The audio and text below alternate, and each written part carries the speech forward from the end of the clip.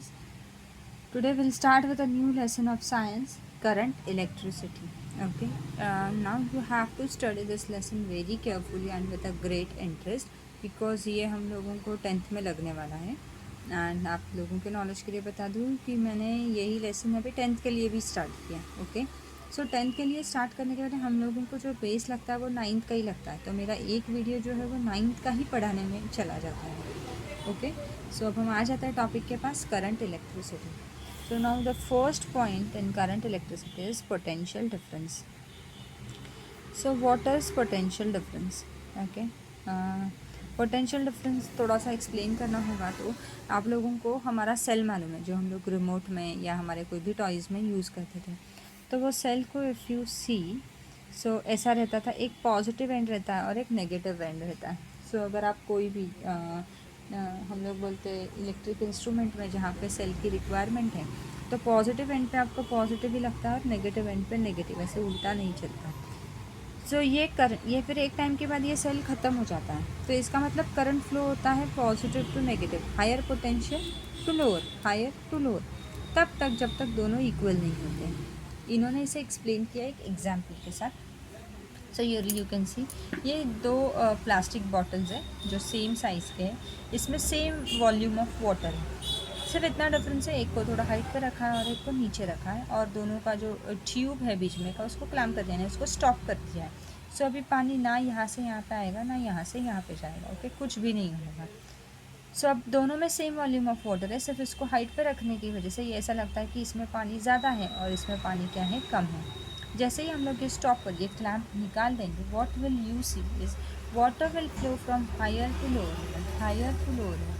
कब तक? जब तक ये दोनों लेवल क्या नहीं हो जाते, सेम नहीं हो जाते. तो जब तक दोनों लेवल सेम नहीं हो जाते तब तक क्या होगा, ये करंट से वाटर फ्लो होता जाएगा. उन्होंने एक और एग्जाम्पल के साथ एक्सप्लेन किया. मैंने आपको सेल के साथ किया था. उन्होंने से दो प्लेट्स लिए. तो ये दो प्लेट्स है, ये प्लेट्स का पॉजिटिव एंड है और ये नेगेटिव है, दोनों को कनेक्ट कर दिया एक वायर से. तो अब क्या होगा, करंट फ्लो होगा positive to negative, positive to negative. तब तक फ्लो होगा जब तक ये क्या है, दोनों का लेवल क्या नहीं हो जाता है, सेम नहीं हो जाता है. तब तक करंट क्या होते जाएगा, फ्लो होते जाएगा. ओके. सो ये जो है इसे हम लोग बोलते हैं potential difference. This is called as potential difference. So potential difference is what is potential difference. Potential difference P is equal to W upon क्या है, Q. So potential difference is equal to कितना काम किया है, कितना charge लेकर गए. Okay. सो potential difference के लिए सिंबल रहता है V. V is equal to W upon Q. V is equal to W upon Q. V into Q is equal to W और V is equal to W. कोई भी formula हम लोगों को चलने वाला है. वर्क डन को आप लोगों को मालूम है यूनिट्स क्या थे, जूल थे, और चार्ज के क्या है, कूलूम वैसा है. Sorry. So V is equal to क्या है हमारा formula, W upon Q. Okay. So ये हुआ potential difference. So potential difference यानी क्या है, energy higher level to lower level तक फ्लो होगी जब तक हमारे दोनों लेवल्स क्या नहीं हो जाते, इक्वल नहीं हो जाते. Okay, now we'll move to the next topic is free electrons. So what is free electrons? Free electrons ये concept का है. Okay, so एक मिनट. हाँ.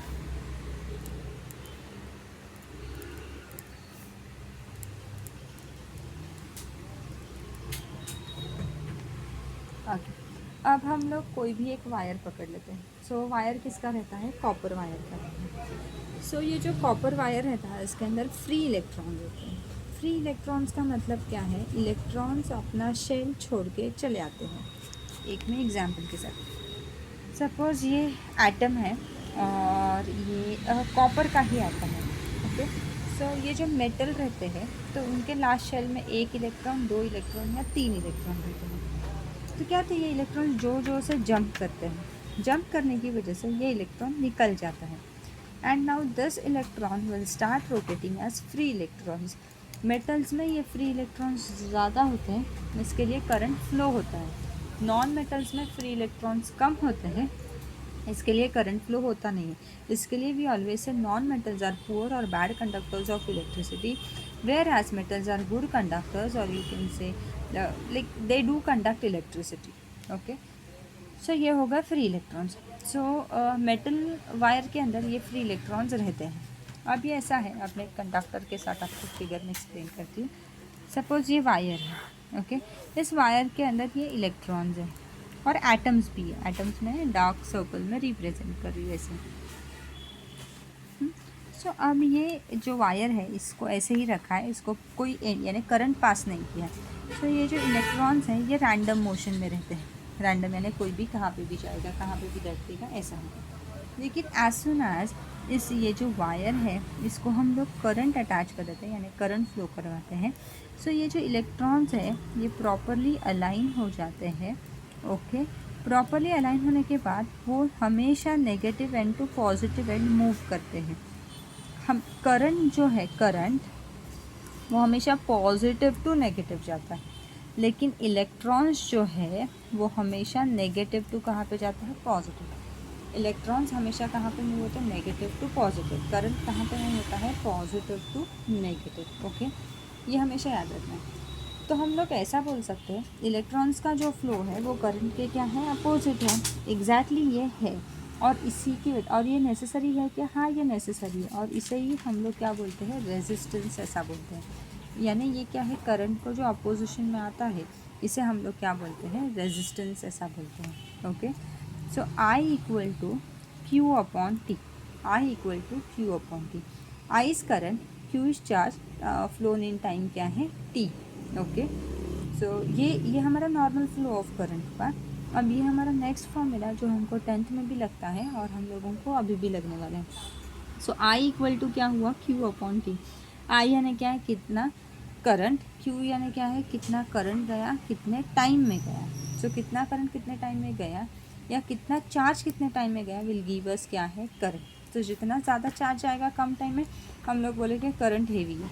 कम चार्ज गया ज़्यादा टाइम में तो हम लोग बोलेंगे करंट कैसा है, वीक करंट, ओके। एक याद रखो, the unit of charge, charge यानी इसका यूनिट क्या है, coulomb, and it is represented as C. Time का सेकेंड्स होता है, ये आप लोगों को मालूम है। करंट आई का क्या होता है, एम्पियर ऐसा होता है। सो करंट का एम्पियर, चार्ज का क्या है, कूलूम वैसा है, okay. So 1 ampere is equal to 1 coulomb upon 1 second. I equal to Q upon T. So 1 ampere is equal to Q upon क्या हो गया, टी ऐसा, ओके। सो ये फॉर्मूला हम लोगों को 10th में भी लगने वाला है।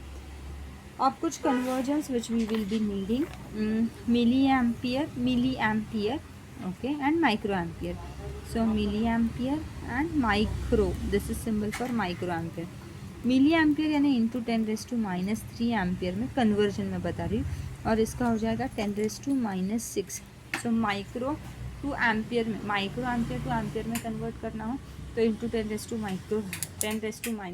और मिली एम्पियर टू करना होगा तो इंटू 10⁻³ क्या है, -3 है, ओके। दिस वाज कन्वर्जन, ये हमेशा याद रखो। सो अभी ये मिली एम्पियर बोला है, वोल्ट भी हो सकता है, ऐसा कुछ भी हो सकता है। सो कभी भी मिली वर्ड आया तो इंटू 10⁻⁻3, माइक्रो वर्ड आया तो इंटू 10⁻² क्या है, -6, okay. So hope you have got it. हम इसका एक न्यूमेरिकल भी देखते हैं, ओके। से a current of 0.4 ampere flows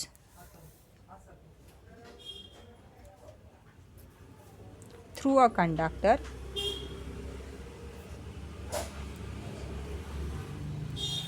for 5 minutes. How much charge would have passed through the conductor?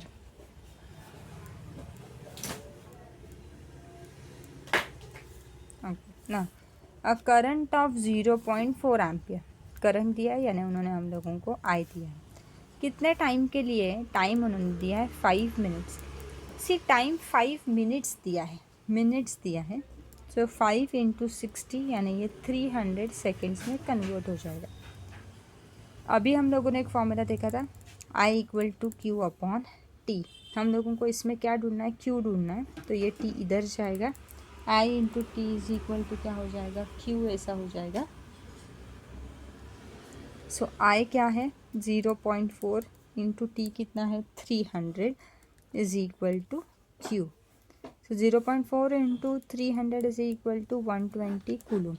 So the charge flowing through is कितना हुआ 120 coulomb.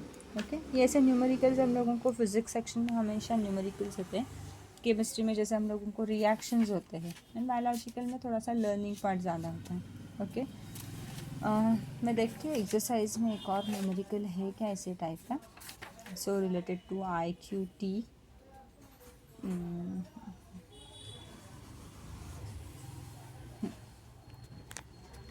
A charge of exercise, question number 9. Charge of 420 coulomb flows through a conducting wire for time उन्होंने कितना दिया है 5 minutes दिया है. Minutes दिया यानी क्या हो जाएगा 5 into 60 यानी कितना हो जाएगा 300 seconds. What is the value of the current? What we need to find is current. I हम लोगों को ढूंढना है. So I is equal to Q upon T. I is equal to 420 upon क्या हो गया 300. 0 0 6 5 ज़ा 30 6 7 ज़ा 42. So I is equal to 7 upon 5.